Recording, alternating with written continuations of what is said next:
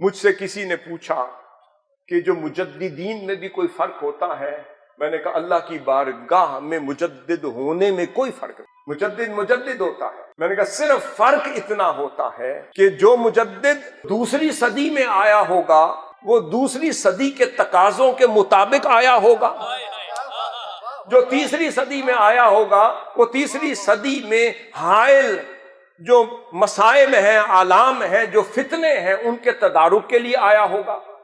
جو تیسری صدی میں آیا ہوگا وہ تیسری صدی کے تقاضوں اور فتنوں کے تدارک کے لیے آیا ہوگا۔ جو چوتھی صدی میں آیا ہوگا وہ چوتھی صدی کے معروضی حالات کے مطابق آیا ہوگا۔ جو پانچویں میں آیا ہوگا وہ اس صدی کے تقاضوں کے مطابق، جو ساتویں، آٹھویں، نویں اور اعلیٰ حضرت تک بھی جو آئے ہوں گے وہ اپنے اپنے دور کے تقاضوں کے مطابق آئے ہوں گے۔ بھئی وہ دور اور تھا، ان کے تقاضوں کے مطابق انہیں بھیجا گیا، انہوں نے اپنا کام کر دیا۔ بھئی ہم آپس میں کوئی مقابلہ بازی نہیں کرتے، کیونکہ فیض تو وہیں سے چلا ہے۔ انہیں اپنے حصے کا فیض ملا، نصیب ملا، انہوں نے اپنے دور میں تقسیم کر دیا۔ اب حضور شیخ الاسلام اس دور میں آئے تو پتہ چلا کہ روح تو بہت پرانی ہے مگر چنی ہوئی اسی صدی کے لیے تھی۔